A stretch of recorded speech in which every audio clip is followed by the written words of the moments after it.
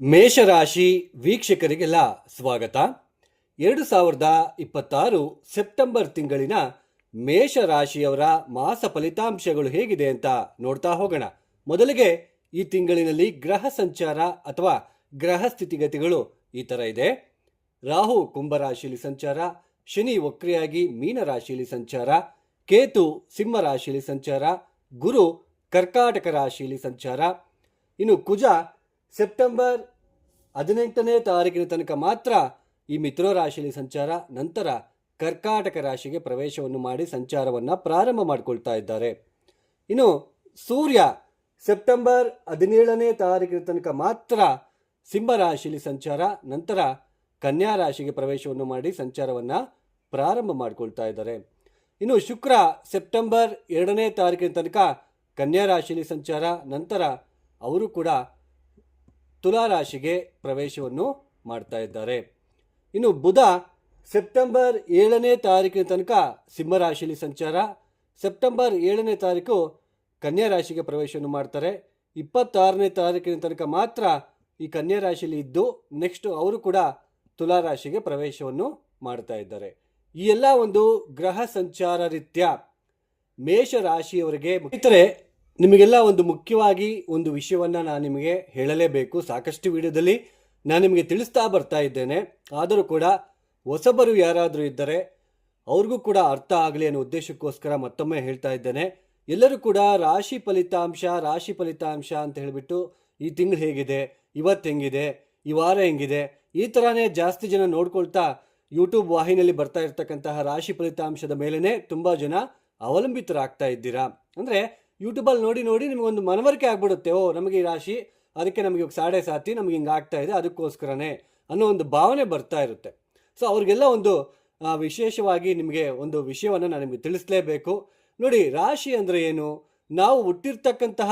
ನಾವು ಯಾವ ದಿನದಂದು ಹುಟ್ಟಿರ್ತೀವೋ ಆ ದಿನದಂದು ಚಂದ್ರ ಈ 12 ರಾಶಿ ಚಕ್ರದಲ್ಲಿ ಎಲ್ಲಿ ಸಂಚಾರ ಮಾಡ್ತಾ ಇದ್ರೋ ಅದು ನಮಗೆ ಜನ್ಮ ರಾಶಿ ಆಗುತ್ತೆ.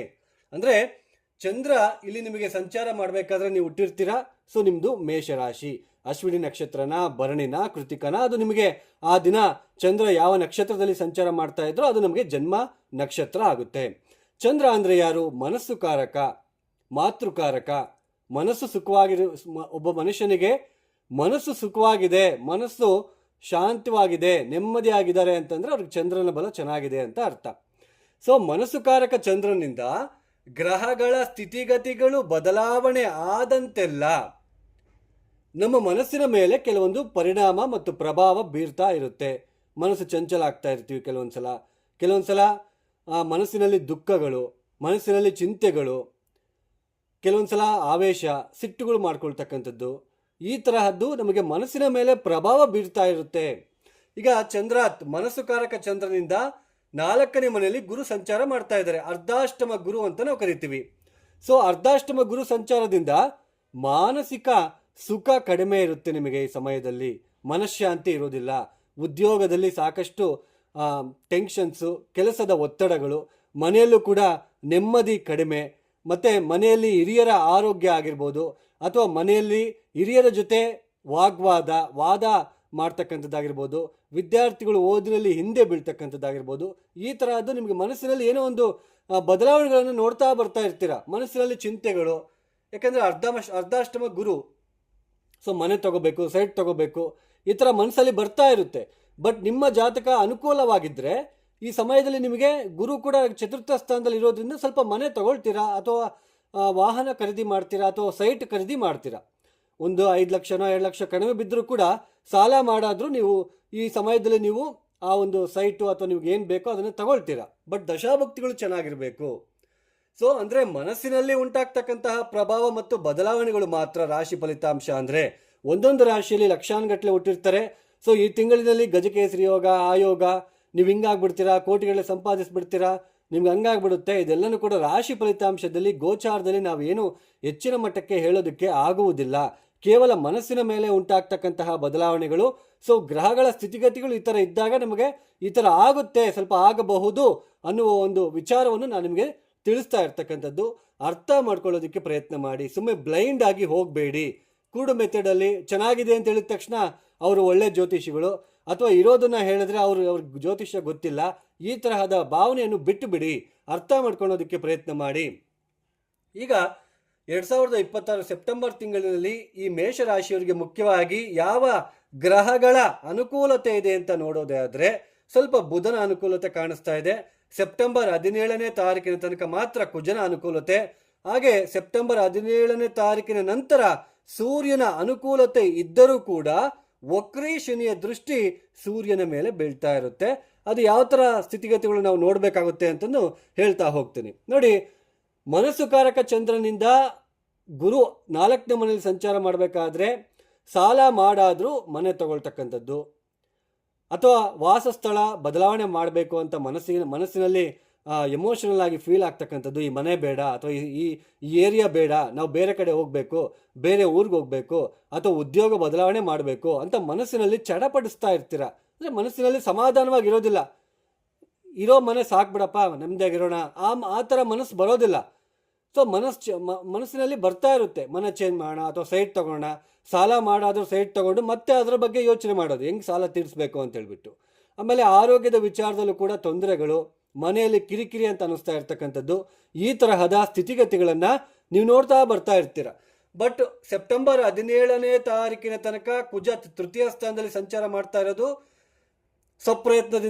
ಸ್ವಪ್ರಯತ್ನ ಎಫರ್ಟ್ ಆಗ್ತೀರಾ, ನಿಮ್ಮ ಪಾಡಿ ನೀವು ಹೋಗ್ತಾ ಇರ್ತೀರ, ಮುಂದುವರಿತಾ ಇರ್ತೀರ, ಅದೇನು ತೊಂದರೆ ಆಗೋದಿಲ್ಲ. ಅಂದರೆ ಜನ್ಮ ರಾಶಿಗೆ ಅಧಿಪತಿಯಾಗಿರ್ತಕ್ಕಂಥ ಕುಜ ಸ್ಟ್ರಾಂಗ್ ಇರೋದ್ರಿಂದ ಸೆಪ್ಟೆಂಬರ್ 17ನೇ ತಾರೀಕಿನ ತನಕ ಸ್ವಲ್ಪ ಧೈರ್ಯ, ಏನೇ ಬಂದರೂ ನೋಡ್ಕೊಳ್ಳೋಣ ಬಿಡು ಅಂತಕ್ಕಂತಹ ಒಂದು ಭಾವನೆ ಬರ್ತಾ ಇರುತ್ತೆ. ಬಟ್ ಸೋದರರ ಜೊತೆ ಕಾನ್ಫ್ಲಿಕ್ಟ್ಸು, ವಿವಾದಗಳು, ಸೋದರಿಯರ ಜೊತೆ ಕಾನ್ಫ್ಲಿಕ್ಟ್ಸು, ವಿವಾದಗಳು, ತೊಂದರೆಗಳು, ಆಸ್ತಿ ವಿಚಾರದಲ್ಲಿ ಸ್ವಲ್ಪ ಪ್ರಾಬ್ಲಮ್ ಆಗ್ತಕ್ಕಂಥದ್ದು, ಸ್ವಲ್ಪ ನಿಮಗೆ ಅಲ್ಲಿ ಹೋರಾಟ, ಸ್ವಲ್ಪ ಎಫರ್ಟ್ ಜಾಸ್ತಿ ಹಾಕಬೇಕಾಗಿರ್ತಕ್ಕಂತಹ ಪರಿಸ್ಥಿತಿ ನಿರ್ಮಾಣ ಆಗ್ತಾ ಹೋಗುತ್ತೆ. ಅಂದರೆ ಒಂದು ವಸ್ತುವನ್ನು ಎಳಿಬೇಕು ಅಂತಂದರೆ 2-3 ಸಾಕಾಗಲ್ಲ, ಒಂದು 5-6 ಜನ ಬೇಕಾಗುತ್ತೆ. ಹಂಗೆ ಎಫರ್ಟ್ ಜಾಸ್ತಿ ಹಾಕೋ ಥರ ಮಾಡ್ತಾನೆ ಕುಜ. ನಿಮಗೆ ಸ್ವಲ್ಪ ಪರಾಕ್ರಮವಾಗಿ ನೀವು ಮುಂದಕ್ಕೆ ಹೋಗೋದಕ್ಕೆ ನಿಮಗೆ ಇಲ್ಲಿ ಎಫರ್ಟ್ ಹಾಕು ಅಂತ ಹೇಳಿಬಿಟ್ಟು ನಿಮಗೆ ತೋರಿಸ್ತಕ್ಕಂಥದ್ದು. ಇದಾದ ನಂತರ ಕುಜ ಯಾವಾಗ ಚತುರ್ಥ ಸ್ಥಾನಕ್ಕೆ ಬರ್ತಾರೋ ಅರ್ಧಾಷ್ಟಮ ಕುಜ ದೋಷ ಅಂತ ನಾವು ಕರಿತೀವಿ. 4ನೇ ಮನೆಯಲ್ಲಿ ಕುಜ ಒಳ್ಳೆಯದಲ್ಲ, ಅದರಲ್ಲೂ ನೀಚ ಸ್ಥಾನದಲ್ಲಿ ಕುಜ ಅಂದರೆ ಜನ್ಮರಾಶಿಗೆ ಅಧಿಪತಿಯಾಗಿರ್ತಕ್ಕಂಥ ಕುಜ ಬಲಹೀನ, ಶಕ್ತಿ ಇರೋದಿಲ್ಲ, ಮಾನಸಿಕವಾಗಿ ತೊಂದರೆಗಳು, ಮನಃಶಾಂತಿ ಇಲ್ಲದೆ ಇರ್ತಕ್ಕಂಥದ್ದು, ವಾಹನ ಅಪಘಾತಗಳು, ವಾಹನದಿಂದ ಖರ್ಚುಗಳು ಆಗ್ತಕ್ಕಂಥದ್ದು, ಮನೆಯಲ್ಲಿ ಸದಾ ಜಗಳಗಳು ಆಗ್ತಕ್ಕಂಥದ್ದು, ಮನೆಯಲ್ಲಿ ಅಸಮಾಧಾನಗಳು ಹೆಚ್ಚಾಗ್ತಕ್ಕಂಥದ್ದು, ಉದ್ಯೋಗದಲ್ಲೂ ಕೂಡ ವೃತ್ತಿ ಜೀವನದಲ್ಲೂ ಕೂಡ ಸ್ವಲ್ಪ ಇರಿಟೇಷನ್ನು, ಕೋಪ. ನೀವು ಕೆಲಸ ಮಾಡೋ ಜಾಗದಲ್ಲಿ ಕೋಪ ಮಾಡ್ಕೊಳ್ಬಿಡ್ತೀರ. ಈ ಸಮಯದಲ್ಲಿ ಕೋಪ ಮಾಡಿಕೊಂಡು ಮಾತಿನ ಚಕಮಕಿ, ವಾದಗಳನ್ನು ಮಾಡ್ತಕ್ಕಂಥದ್ದು, ಈ ತರಹದ ಸ್ಥಿತಿಗತಿಗಳು ನಿಮಗೆ ಬರ್ತಾ ಇರುತ್ತೆ. ನಿಮ್ಮ ಒಂದು ಜನ್ಮರಾಶಿ ಅಂದರೆ ಮನಸ್ಸುಕಾರಕ ಚಂದ್ರನಿಂದ ಪಂಚಮಾಧಿಪತಿ ಸೂರ್ಯ ಪಂಚಮ ಸ್ಥಾನದಲ್ಲಿ ಇದ್ದರೂ ಕೂಡ ಸೂರ್ಯನ ದೃಷ್ಟಿ. ಸೊ ಎಲ್ಲೋ ಒಂದು ಕಡೆ ಅಸಮಾಧಾನ, ಮೆಂಟಲಿ ಟೆನ್ಷನ್ನು, ಯಾವಾಗ ಸರಿ ಹೋಗುತ್ತೆ, ಹಣಕಾಸಿನ ವಿಚಾರದಲ್ಲಿ ಯಾವಾಗ ಸರಿ ಹೋಗುತ್ತೆ, ನಾನು ಅಂದ್ಕೊಳ್ದಿರೋ ವಿಚಾರಗಳು ಯಾವಾಗ ಸರಿ ಹೋಗ್ತವೆ, ಈ ತರಹದ ಮೆಂಟಲಿ ಸ್ವಲ್ಪ ಟೆನ್ಷನ್ಸ್, ಒತ್ತಡಗಳನ್ನು ನೀವು ನೋಡಬೇಕಾಗಿರುತ್ತೆ. ಒಂದು ವೇಳೆ ನಿಮ್ಮ ಜಾತಕ ರೀತಿಯ ದಶಾಭುಕ್ತಿಗಳು ಚೆನ್ನಾಗಿದ್ದರೆ ತೊಂದರೆ ಇರೋದಿಲ್ಲ, ಮೇಜರ್ ಆಗಿ ಕಾನ್ಫ್ಲಿಕ್ಟ್ಸ್ ಎಲ್ಲ ತೊಂದರೆಗಳೇನು ಬರೋದಿಲ್ಲ, ಅದ್ರ ಬಗ್ಗೆ ನೀವು ಯೋಚನೆ ಮಾಡಬೇಡಿ. ಬಟ್ ದಶಾಭುಕ್ತಿಗಳು ಚೆನ್ನಾಗಿಲ್ಲ ಅಂತಂದರೆ ನಾನು ಇವಾಗೆಲ್ಲ ಹೇಳ್ತಾ ಇರೋದೆಲ್ಲ ನಿಮ್ಮ ಮನಸ್ಸಿನಲ್ಲಿ ಬರ್ತಾ ಇರುತ್ತೆ, ಮನಸ್ಸಿನಲ್ಲಿ ಆಗ್ತಕ್ಕಂತಹ ಬದಲಾವಣೆಗಳು, ಇರಿಟೇಷನ್ನು, ಮನಃಶಾಂತಿಯಾಗಿ ಇರೋಕ್ಕಾಗಲ್ಲ. ಆಮೇಲೆ ಸೂರ್ಯ ಮತ್ತೆ ಯಾವಾಗ ಸೆಪ್ಟೆಂಬರ್ 17ನೇ ತಾರೀಕಿನ ನಂತರ 6ನೇ ಮನೆಗೆ ಬರ್ತಾರೆ ನೋಡಿ, ವಕ್ರೀ ಶನಿಯ ದೃಷ್ಟಿ ಸೂರ್ಯನ ಮೇಲೆ ಬೀಳುತ್ತೆ ನೋಡಿ. ಸ್ವಲ್ಪ ಯೋಚನೆ ಮಾಡ್ದಂಗೆ ಏನಾದರೂ ಕೆಲಸಗಳನ್ನು ಮಾಡಿ ತೊಂದರೆಗೆ ಸಿಕ್ಕಿ ಹಾಕಿಕೊಳ್ತಕ್ಕಂಥದ್ದು ಸಾಧ್ಯತೆಗಳು ಹೆಚ್ಚಾಗಿ ಕಂಡು ಬರ್ತಾ ಇರುತ್ತೆ. ಹಾಗೆ ಡಾಕ್ಟರ್ಸ್ ವೃತ್ತಿಯಲ್ಲಿ ಇರ್ತಕ್ಕಂಥವ್ರಿಗೂ ಕೂಡ ಸ್ವಲ್ಪ ಸವಾಲುಗಳನ್ನು ಎದುರಿಸ್ತಕ್ಕಂತಹ ಸಾಧ್ಯತೆಗಳು ಇರುತ್ತೆ. ಹಾಗೆ ಬೆನ್ನು ನೋವು ಅಥವಾ ಭುಜಗಳಿಗೆ ನೋವು, ತೋಳು ನೋವು, ಸುಸ್ತಾಗ್ತಕ್ಕಂಥದ್ದು, ಅಥವಾ ಟಯರ್ಡ್ನೆಸ್ ಆಗ್ತಕ್ಕಂಥದ್ದು, ಅಥವಾ ಇರಿಟೇಷನ್ ಫೀಲ್ ಆಗ್ತಕ್ಕಂತಹ ಸಾಧ್ಯತೆ ಇರುತ್ತೆ. ಪಂಚಮಾಧಿಪತಿ ಏನು, ನಮ್ಮ ಬುದ್ಧಿವಂತಿಕೆ ಯಾವ ಥರ ಇರುತ್ತೆ, ನಾವು ಆಲೋಚನೆ, ನಮ್ಮ ಸಂತಾನ, ನಮ್ಮ ಶೇರ್ ಮಾರ್ಕೆಟಲ್ಲಿ ನಾವು ಏನಾದರೂ ಇನ್ವೆಸ್ಟ್ಮೆಂಟ್ ಮಾಡ್ತಾ ಇದ್ದೀವಾ, ಅದೆಲ್ಲನೂ ಕೂಡ ಪಂಚಮಾಧಿಪತಿ ಮೇಲೆ ಡಿಪೆಂಡ್ ಆಗಿರುತ್ತೆ. ಅಂತಹ ಪಂಚಮಾಧಿಪತಿ 6ನೇ ಮನೆಗೆ ಬಂದು ವಕ್ರೀ ಶನಿಯ ದೃಷ್ಟಿಗೆ ಒಳಗಾಗ್ತಾ ಇರಬೇಕಾದ್ರೆ ಹೇಗೆ ನಾವು ಮೆಂಟಲಿ ನಾವು ತುಂಬ ಚೆನ್ನಾಗಿರ್ತೀವಿ ಹೇಳಿ? ಇರೋಕ್ಕಾಗೋದಿಲ್ಲ. ಮೆಂಟಲಿ ಸ್ವಲ್ಪ ಡಿಸಪಾಯಿಂಟೆಡ್, ಡಿಪ್ರೆಷನ್ಗೆ ಹೋಗ್ತಕ್ಕಂಥದ್ದು, ಅಥವಾ ಸ್ವಲ್ಪ ತಲೆನೋವು, ಭುಜ ತೋಳುಗಳ ನೋವು, ಈ ತರಹದ ಸ್ಥಿತಿಗತಿಗಳು ಕಾಣಿಸ್ತಾ ಇರುತ್ತೆ ಈ ಸಮಯದಲ್ಲಿ. ಸರ್ಕಾರಿ ಕೆಲಸದಲ್ಲಿ ಇರ್ತಕ್ಕಂಥವ್ರು ಸ್ವಲ್ಪ ಹುಷಾರಾಗಿರಬೇಕು. ಡಾಕ್ಟರ್ ವೃತ್ತಿಲಿರ್ತಕ್ಕಂಥವ್ರು ಕೂಡ ಸ್ವಲ್ಪ ಹುಷಾರಾಗಿರಬೇಕು. ಉದ್ಯೋಗದಲ್ಲಿ ಕೆಲವರು ಉದ್ಯೋಗ ಕಳ್ಕೊಳ್ತಕ್ಕಂತಹ ಸಾಧ್ಯತೆಗಳು ಕೂಡ ಹೆಚ್ಚಾಗಿ ಈ ಸಮಯದಲ್ಲಿ ಕಂಡು ಬರ್ತಾ ಇರುತ್ತೆ. ಪಂಚಮಾಧಿಪತಿ ದಶಮಾಧಿಪತಿ ಆಗ್ತಾನೆ ಶನಿ, ಪಂಚಮಾಧಿಪತಿ ಸೂರ್ಯ. ಯೋಚನೆ ಮಾಡ್ದಂಗೆ ಅವಸರ ಬಿದ್ದು ಏನೋ ಒಂದು ಮಾತಾಡಿ ಏನೋ ಮಾಡ್ಕೊಳ್ಳೋದಕ್ಕೆ ಹೋಗಿ ಏನೋ ಆಗ್ಬಿಡುತ್ತೆ. ಆ ಥರ ಆಗ್ತಕ್ಕಂತಹ ಸ್ಥಿತಿಗತಿಗಳಿರೋದ್ರಿಂದ ಸ್ವಲ್ಪ ಹುಷಾರಾಗಿ ಇರಬೇಕಾಗಿರೋ ಪರಿಸ್ಥಿತಿ. ಇನ್ನು ಸಪ್ತಮ ಸ್ಥಾನದಲ್ಲಿ ಶುಕ್ರನ ಬಲ ಇರೋದಿಲ್ಲ, ಬುಧನ ಬಲ ಕೂಡ ಇರುವುದಿಲ್ಲ.